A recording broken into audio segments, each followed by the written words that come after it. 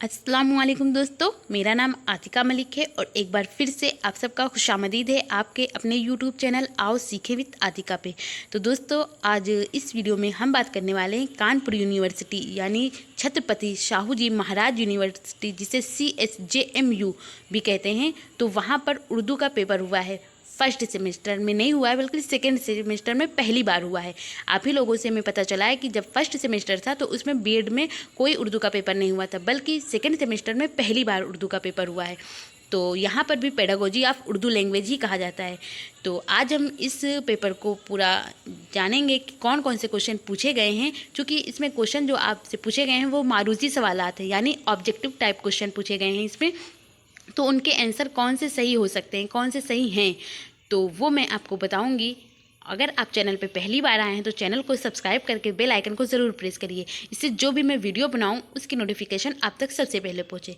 तो आज हम बात करने वाले हैं इस पेपर के बारे में, और यहाँ पर आप टाइम देखेंगे तो 1.5 घंटा दिया गया है। अभी तक जो हम पेपर सॉल्व करते थे उसमें तफसीली सवालात होते थे, यानी आपको लिखना होता था, तो उसमें 3 घंटे होते थे। यहाँ सबसे पहला क्वेश्चन आपसे पूछा गया है कि जेल में मारूजी सवालात की किस्म नहीं है। मारूजी सवालात तो सही गलत ये भी होते हैं, जोड़े मिलान, तफसीली सवालात, खाली जगह को पुर करना। तो ऑप्शन सी जो हो जाएगा बिल्कुल करेक्ट हो जाएगा, क्योंकि यहाँ पर पूछा गया है कि कौन सी किस्म नहीं है, तो तफसीली सवालात नहीं हो सकता। दूसरा सवाल आपसे पूछा गया है कि मुख्तसर सवालात होते हैं। मुख्तसर सवालात कैसे होते हैं, छोटे होते हैं या मारूजी? तो ये जो ऑप्शन सी होगा ये सही होगा, मारूजी होते हैं मुख्तसर सवालात। छोटे नहीं बल्कि मारूजी होते हैं, वो बहुत ही छोटे होते हैं। फिर तीसरा सवाल आपसे पूछा गया है कि CCE का पूरा नाम क्या है। तो CCE ये इंग्लिश का वर्ड दिया गया है, और CCE का होता है कॉन्टिन्यूअस एंड कॉम्प्रिहेंसिव इवेल्युएशन, यानी जिसे हिंदी में कहते हैं सतत एवं व्यापक मूल्यांकन। तो उर्दू में अगर हम बात करें तो उर्दू में इसी को मुसलसल जामे जांच कहते हैं। ऑप्शन ए बिल्कुल करेक्ट हो जाएगा। इसके बाद अगला क्वेश्चन आपसे पूछा गया है कि उर्दू का रस्मुल ख़त किस ज़बान की आमेजिश है। तो यहाँ पर ये हिंदी, अरबी, फ़ारसी सभी हो जाएंगे। ऑप्शन डी बिल्कुल करेक्ट हो जाएगा। इसके बाद 5वें नंबर पर आपसे सवाल पूछा गया है कि उर्दू लिखी जाती है। अभी आप यहाँ पर भी देखेंगे ये उर्दू में ही लिखा हुआ है, तो ये कैसे लिखा हुआ है, तो ये दाएं से बाएं। ऑप्शन ए बिल्कुल करेक्ट हो जाएगा, क्योंकि बाएं से दाएं तो हिंदी लिखी जाती है, ये नहीं होगा। ऊपर से नीचे तो कुछ नहीं लिखा जाता है, वो लाइन हो जाती है। इनमें से कोई नहीं, ऐसा भी नहीं हो सकता। फिर अगला सवाल आपसे पूछा गया है कि जदीद दौर में इम्तिहानात तलबा की डॉट डॉट की कारगिर्दगी के जायज़ा लेने का सबसे मौसर ज़रिया है। तो इसमें जो 6ठे नंबर का क्वेश्चन है इसका ऑप्शन बी यानी तालीमी सही हो जाएगा। फिर 7वें नंबर पर आपसे सवाल पूछा गया है कि बुनियादी तौर पर इम्तिहानात के कितने अक़साम हैं। तो इम्तिहानात के जो अक़साम होते हैं ये होते हैं टोटल 4 तरह के। एक होता है तहरीरी, फिर आता है नज़री, और उसके बाद आता है तहरीरी ज़बानी, फिर नज़री, और उसके बाद अमली। तहरीरी कहते हैं रिटन फॉर्म को, फिर ज़बानी यानी ओरल, फिर उसके बाद नज़री यानी सिद्धांतिक जिसे हिंदी में कहते हैं, और इंग्लिश में इसी को थ्योरेटिकल कहते हैं। फिर इसके बाद अमली यानी प्रैक्टिकल। तो इन सबको मिलाकर यहाँ पर ये इम्तिहानात 4 तरह के होंगे। फिर अगला सवाल आपसे पूछा गया है कि मुसलसल जामे जांच में किस अमवार की जांच होती है। तो यहाँ पर आप देखेंगे स्कूली अमौर और गैर स्कूली अमौर, यानी ऑप्शन सी बिल्कुल करेक्ट हो जाएगा, ए और बी दोनों। अगला सवाल आपसे पूछा गया है कि मुसलसल जामे जांच यानी सतत एवं व्यापक मूल्यांकन जिसे कहते हैं में शख्सियत के किन पहलुओं की जांच की जाती है। तो यहाँ पर जिस्मानी, जहनी, समाजी, यानी ऑप्शन डी बिल्कुल सही हो जाएगा। तीनों तरह के होती हैं। अगला सवाल आपसे पूछा गया है कि इस्लाही तदरीस किससे मुताल्लिक है। इस्लाही तदरीस कहते हैं रिमेडियल टीचिंग को। तो रिमेडियल टीचिंग किससे मुताल्लिक होता है, तो ये तालिबे इल्म से होता है, यानी स्टूडेंट से होता है। फिर अगला सवाल आपसे पूछा गया है कि जेल में कौन अचीवमेंट टेस्ट का मरकज़ होता है। अचीवमेंट टेस्ट का मरकज़ अगर हम बात करें तो कौन होता है, तो ऑप्शन बी बिल्कुल करेक्ट हो जाएगा, ये तलबा होता है। फिर अगला सवाल आपसे पूछा गया है कि अचीवमेंट टेस्ट के अहम मकासद हैं कौन कौन से अहम मकासद हैं? तो जो 12 नंबर का क्वेश्चन है इसका ऑप्शन डी बिल्कुल करेक्ट हो जाएगा, यानी सारे। तलबा की तालीमी मेयार का पता लगाना, मवाद मजमून के हुसूल की जांच करना और ज़बान का अमली पहलुओं की जांच करना, मुंदरजा बाला सभी, यानी ये सारे तीनों के तीनों सही हैं। इसके बाद आपसे पूछा गया है कि गज़ल का पहला शेर कहलाता है, जो गज़ल होता है उसका पहला शेर क्या कहलाता है? तो गज़ल का पहला शेर जो होता है वो कहलाता है मुतला, और जो मुक्ता होता है उसमें शायर अपना तखल्लुस लिखता है, यानी वो लास्ट का होता है। लास्ट का जो लफ्ज़ होते हैं, जो लास्ट के शेर होते हैं, उनमें अपने जो शायर होते हैं अपने तखल्लुस का यूज़ करते हैं, वो मुक्ता कहलाता है। लेकिन जो गज़ल का पहला शेर है वो मुतला कहलाता है। इसके बाद अगला सवाल आपसे पूछा गया है कि ज़ेल में मंसूबा बंदी के मराहिल नहीं हैं। तो मंसूबा बंदी के जो मराहिल हैं वो तैयारी भी आता है, इतलाक़ है, महारत है, ये तीनों हैं। लेकिन आदा जो होता है इसको दोहराना कहते हैं, ये मंसूबा बंदी के मराहिल में नहीं शामिल है। इसके बाद अगला सवाल है कि एक एक करके तदरीसी महारतों को किस टीचिंग में सिखाया जाता है? एक एक करके, तो एक एक करके जो टीचिंग होता है वो माइक्रो टीचिंग होता है। ऑप्शन नंबर ए बिल्कुल करेक्ट हो जाएगा। माइक्रो टीचिंग में आपको छोटे छोटे दिए जाते हैं, 6-6 मिनट के दिए जाते हैं महारतें, उनको पूरा करना होता है। और माइक्रो टीचिंग की जो स्किल होती है वो टोटल 36 मिनट की होती है, 6-6 मिनट की होती हैं। ये भी सवाल आपसे इसमें पूछा गया है। और अगला सवाल है कि इमला के माने हैं। इमला के माने क्या होता है? देख कर लिखना, ज़बानी लिखना या हिज्जे करना, इनमें से कोई नहीं। तो ज़बानी लिखना वो इमला कहलाता है।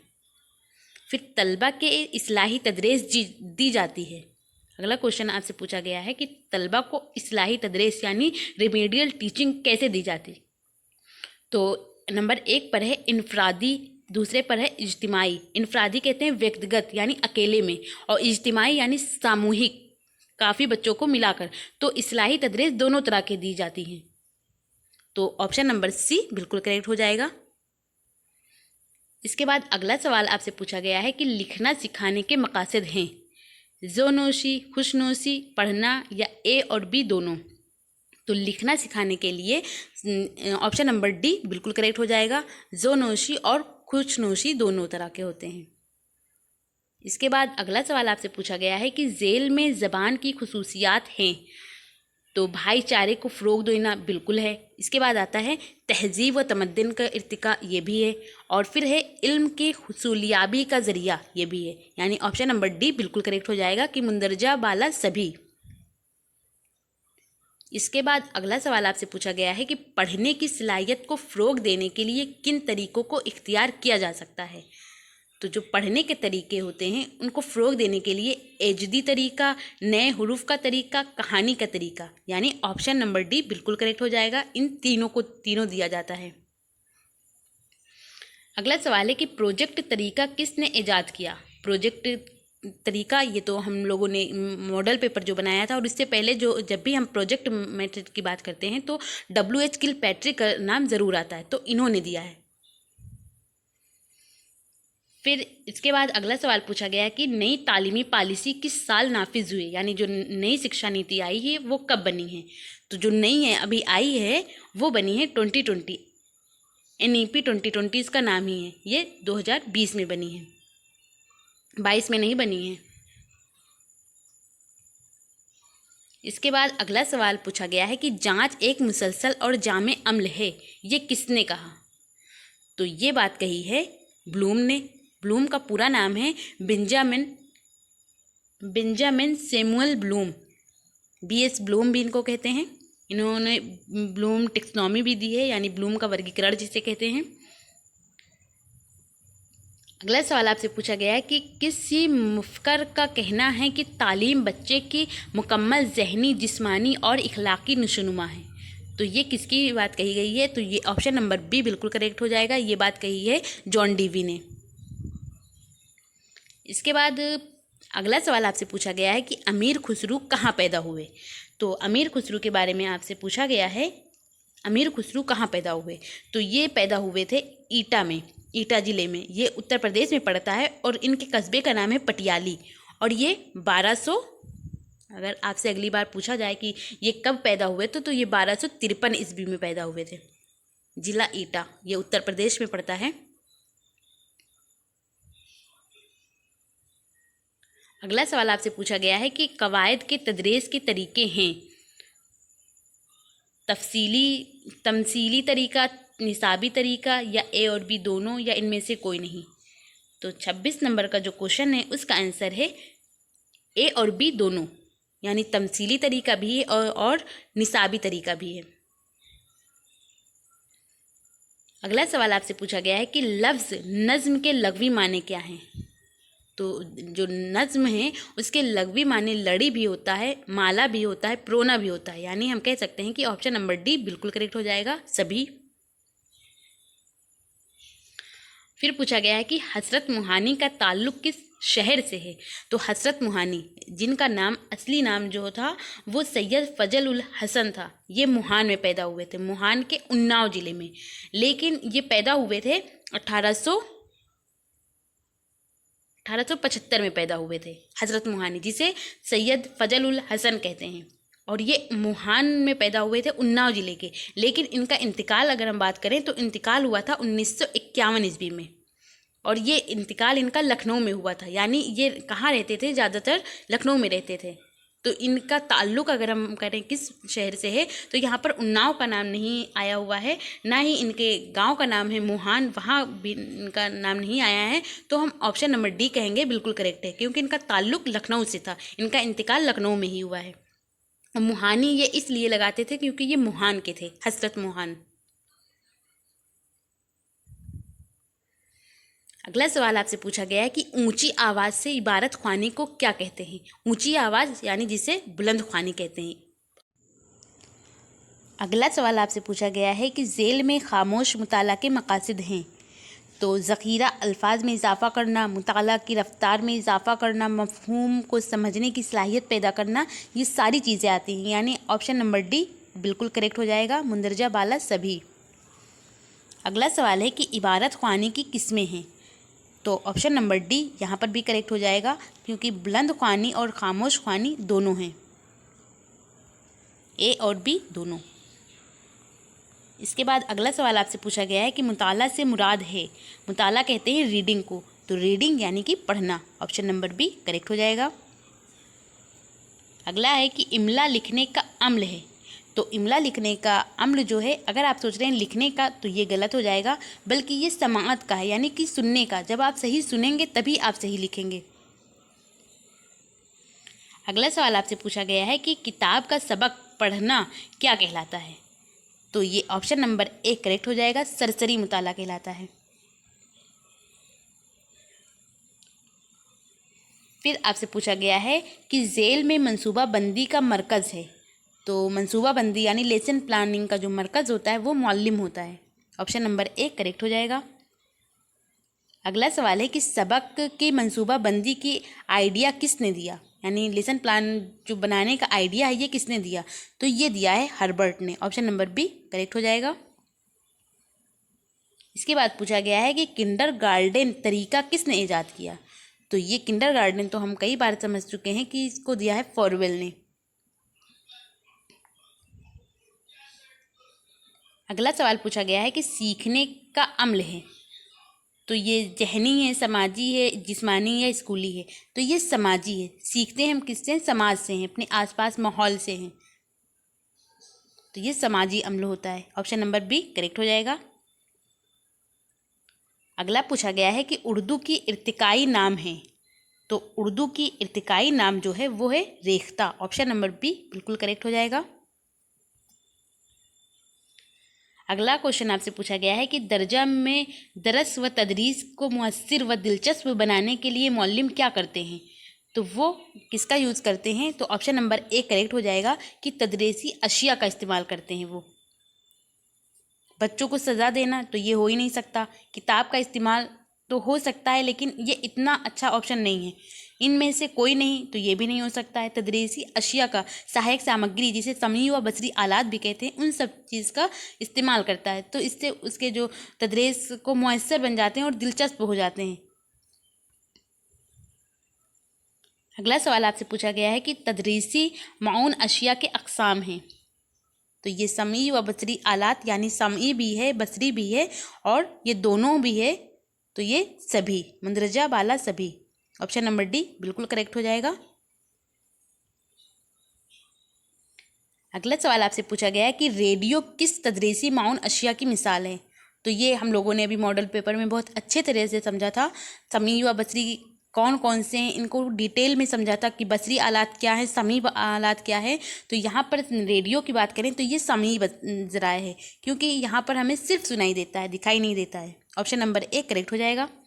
इसके बाद पूछा गया है कि बसरी आलात क्या है। तो बसरी आलात ऑप्शन नंबर बी करेक्ट हो जाएगा, क्योंकि ये ग्लोब है। टीवी तो हो नहीं सकता, वो समी व बसरी दोनों हैं, सुनाई व दिखाई दोनों देते हैं। टीवी, कंप्यूटर और वीडियो ये सारे के सारे समी व बसरी आलात का अगर ऑप्शन होता तो ये तीनों होते, लेकिन ग्लोब हमें सिर्फ दिखाई देता है, उसमें से कोई आवाज़ें भी नहीं आती हैं, तो वो क्या है, बसरी आलात है। इसके बाद अगला सवाल आपसे पूछा गया है, यहीं पे होगा, अच्छा ये 43 है, हाँ ये 44 आ गया। यहाँ पर पूछा गया है कि ड्रामाई फिल्म किस तदरीसी माउन अशिया की मिसाल है। तो जो ड्रामाई फिल्म है वो समी व बसरी आलात दोनों के हैं। ऑप्शन नंबर सी करेक्ट हो जाएगा। अगला सवाल पूछा गया है कि ऐसी सरगर्मियाँ जो दर्जा में दरस व तदरीस के साथ तलबा के नशोनुमा में माउन होती हैं उनको क्या कहते हैं। तो हम उनको कहते हैं हम निसाबी सरगर्मी, यानी पाठ्य सहगामी क्रियाएं जिसे कहते हैं। ऑप्शन नंबर ए करेक्ट हो जाएगा। अगला सवाल आपसे पूछा गया है कि जेल में हम निसाबी सरगर्मी हैं। तो हम निसाबी सरगर्मी जो होगा वो होगा खेल कूद, इसमें खेल कूद भी आता है। अगला सवाल आपसे पूछा गया है कि जेल में उर्दू मुअल्लिम की कौन सी खुसूसियात नहीं है। तो उर्दू की मुअल्लिम की खुसूसियात में हम लोगों ने जाना था कि ईमानदार होना, वक्त का पाबंद होना और उर्दू अदब से वाकफियत, ये सारी चीज़ें हैं। और फिर दिया गया है कि इल्मी काबिलियत ना होना। अब यहाँ पर ना अगर ना होता तो ये सही होता, लेकिन चूँकि यहाँ पर लिखा हुआ है कि इल्मी काबिलियत ना होना, तो ये खुसूसियात हो ही नहीं सकती। तो ऑप्शन नंबर डी ही करेक्ट हो जाएगा, क्योंकि हमसे यही पूछा गया है क्या नहीं है। अगला सवाल आपसे पूछा गया है कि तहसील इल्म की जांच के लिए हमारे मुल्क में कौन सा तरीका राइज है। तो हम यहाँ पर बात करें, ऑप्शन नंबर डी करेक्ट हो जाएगा, हम निसाबी सरगर्मी। अगला सवाल है कि इम्तिहान के कितने तरीके हैं। तो इम्तिहान के ज़बानी, तहरीरी, ये दोनों हैं। तो ऑप्शन नंबर सी करेक्ट हो जाएगा। और भी हैं लेकिन यहाँ पर 2 ही का नाम दिया हुआ है, तो हम सी की बात करेंगे कि ये दोनों हैं। अगला सवाल आपसे पूछा गया है कि जेल में सवालात की किस्में हैं। तो सवालात की कौन कौन सी किस्में हैं। तफसीली सवालात भी होते हैं, मुख्तसर सवालात भी होते हैं, मारूजी सवालात भी होते हैं। तो ये ऑप्शन नंबर डी करेक्ट हो जाएगा, मुंदरजा बाला सभी। अगला सवाल पूछा गया है कि जेल में उर्दू तदरीस का तरीका नहीं है। तो कौन सा तरीका नहीं है। तो अगर आप सोच रहे हैं गुफ्तगू का तरीका, तो बिल्कुल ये है, जिसे डिबेट का तरीका कहते हैं, वो गुफ्तगू का ही तरीका है। यहाँ पढ़ने का तरीका जो है ये नहीं है। तो ऑप्शन नंबर डी करेक्ट होगा। अगला सवाल पूछा गया है कि सवाल व जवाब तरीका में कौन सा अमल किया जाता है। सवाल व जवाब में कौन सा अमल किया जाता है। तो यहाँ पर होगा ऑप्शन नंबर ए कि तलबा से सवाल करना। अगला सवाल आपसे पूछा गया है कि मंसूबा तरीका, जिसे प्रोजेक्ट मेथड कहते हैं, उसके बानी कौन है। तो प्रोजेक्ट मेथड के जो बानी हैं वो तो हैं W.H. किलपैट्रिक। चूँकि उनका नाम यहाँ पर नहीं दिया हुआ है तो हम उनके उस्ताद जो जॉन डीवी हैं, ये W.H. किलपैट्रिक के उस्ताद हैं। ये इन्हीं से मुतासिर होकर इन्होंने मंसूबा तरीका दिया था। तो ऑप्शन नंबर ए बिल्कुल करेक्ट हो जाएगा। इसके बाद अगला सवाल पूछा गया है कि तालीमी अदारों में सबसे मकबूल तदरीसी तरीका क्या है। तो ऑप्शन नंबर ए बिल्कुल करेक्ट हो जाएगा, रासत तरीका। अगला सवाल पूछा गया है कि जेल में उर्दू ज़बान की तदरीस की महारतें हैं। तो समाअत भी है, बोलना, पढ़ना और लिखना, यानी सूबो पाली जिसे कहते हैं, सुनना, बोलना, पढ़ना, लिखना। तो मुंदरजा बाला सभी, ऑप्शन नंबर डी बिल्कुल करेक्ट हो जाएगा। अगला सवाल पूछा गया है कि मंसूबा सबक में मकासद होते हैं। तो आम मकासद, ख़ास मकासद, यानी जिसे मकासद उमूमी और मकासद खुसूसी कहते हैं, ये दोनों के दोनों होते हैं। तो ऑप्शन नंबर सी करेक्ट हो जाएगा, बी और ए दोनों, इनमें से कोई नहीं, डी नहीं होगा, ये गलत हो जाएगा। अगला सवाल आपसे पूछा गया है कि तालीमी मंसूबाबंदी की किस्म नहीं है। तो चूंकि आपसे पूछा गया है कौन सी नहीं है, तो स्कूल की मंसूबाबंदी ये नहीं है, ऑप्शन नंबर डी करेक्ट हो जाएगा। अगला सवाल है कि सबक की मंसूबाबंदी के अप्रोच हैं। तो अप्रोच जो दिया है वो किसने दिया है? तो ये दिया है अप्रोच को हर्बर्ट ने, क्योंकि ये मंसूबाबंदी के बारे में पूछा जा रहा है आपसे।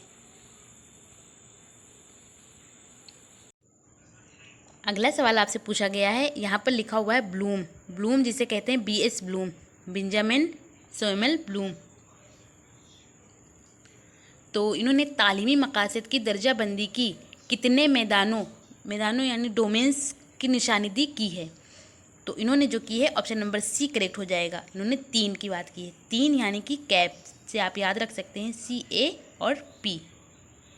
C फॉर होता है कॉग्निटिव, जिसे ज्ञानात्मक कहते हैं। फिर आता है A फॉर अफेक्टिव, जिसे भावात्मक कहते हैं। इसके बाद P से आता है साइकोमोटर, जिसे क्रियात्मक कहते हैं। तो इन्होंने 3 डोमेन दिया है। अगला सवाल है कि ब्लूम का पूरा नाम क्या है? तो BH ब्लूम जिन्हें कहते हैं, इनका पूरा नाम है Benjamin Samuel Bloom, option number 1 correct हो जाएगा। अगला सवाल आपसे पूछा गया है कि माइक्रो लफ्ज़ का लघवी माने क्या है? माइक्रो का माने होता है निहायत छोटा, यानी ऑप्शन नंबर बी करेक्ट हो जाएगा। अगला सवाल है कि माइक्रो टीचिंग को किसने ईजाद किया? तो माइक्रो टीचिंग को ईजाद करने वाले हैं Dwight W Allen, option number A correct हो जाएगा। और इन्होंने 1963 ईस्वी में इसका ईजाद किया था। और कहाँ किया था? तो स्टैनफोर्ड विश्वविद्यालय में, और जो अमेरिका में है वहाँ पर इन्होंने सबसे पहले माइक्रो टीचिंग का ईजाद किया था।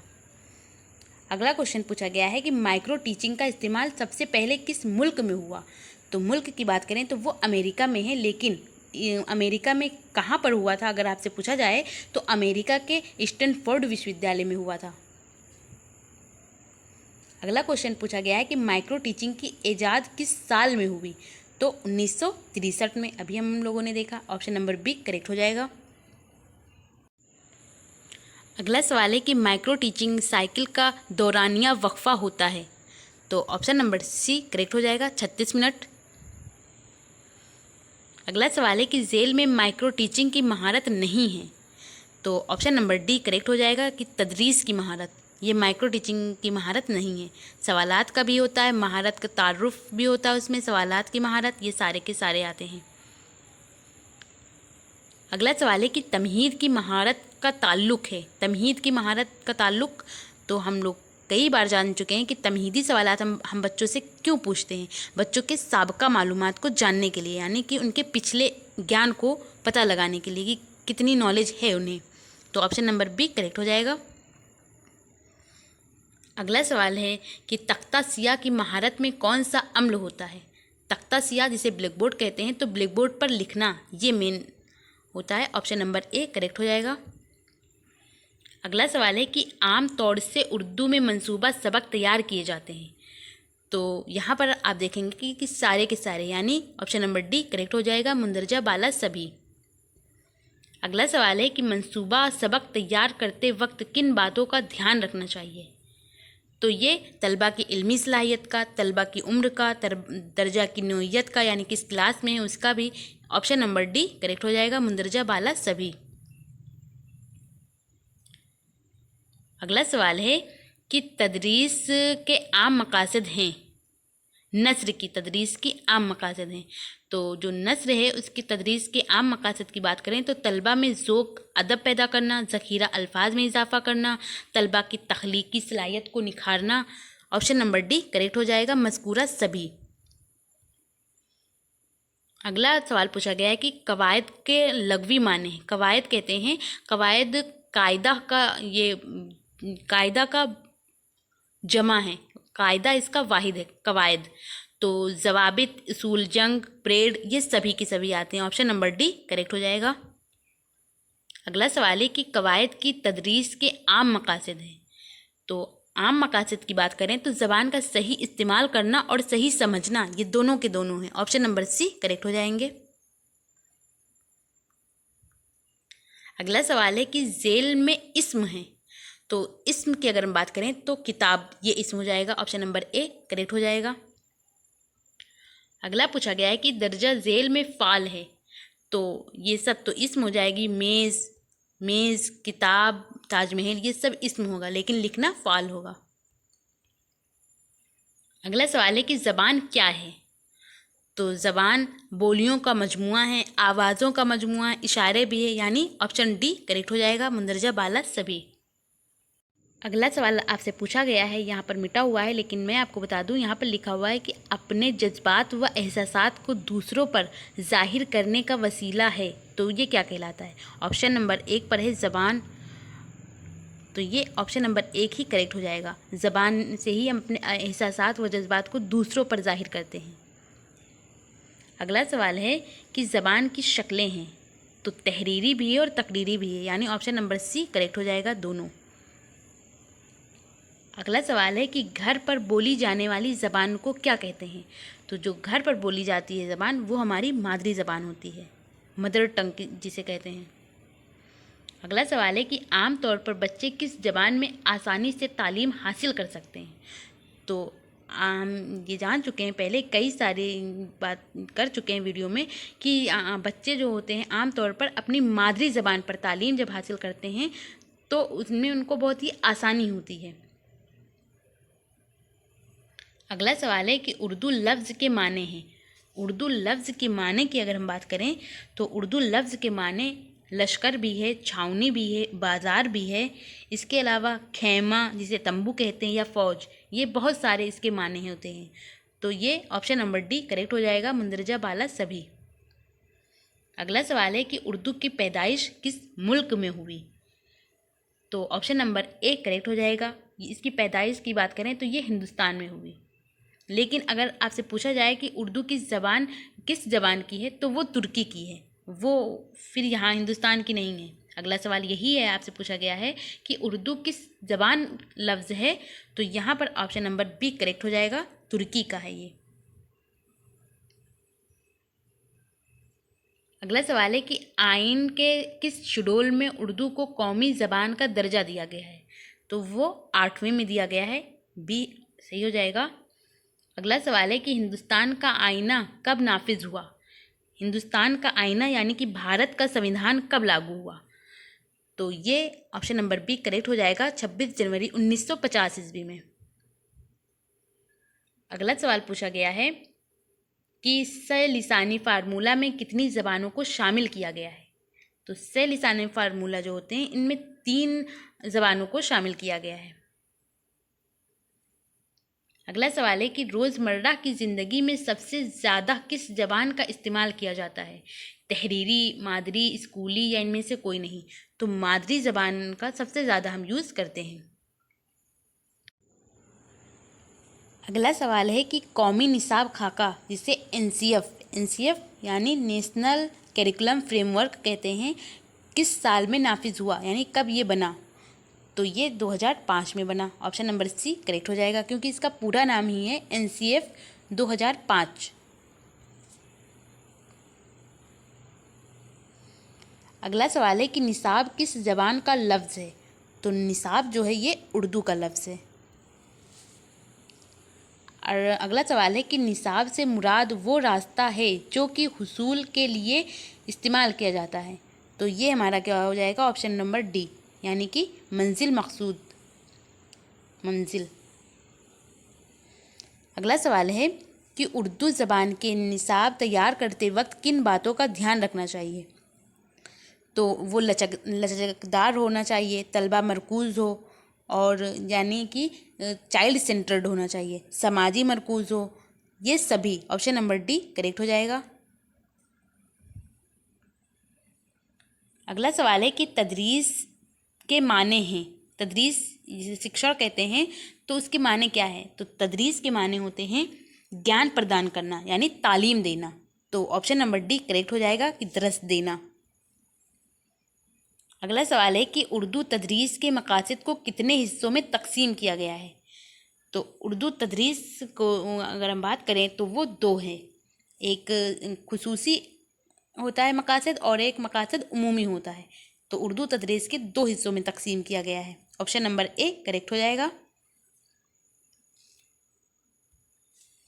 अगला सवाल है कि एक मयारी तदरीस की खुसूसियात हैं। तो ये रहनुमाई करना, मतलूबा इतला देना, अच्छा सलूक करना, ये सभी। ऑप्शन नंबर डी करेक्ट हो जाएगा। अगला सवाल है कि सानवी सतह पर उर्दू तदरीस के मकासद हैं।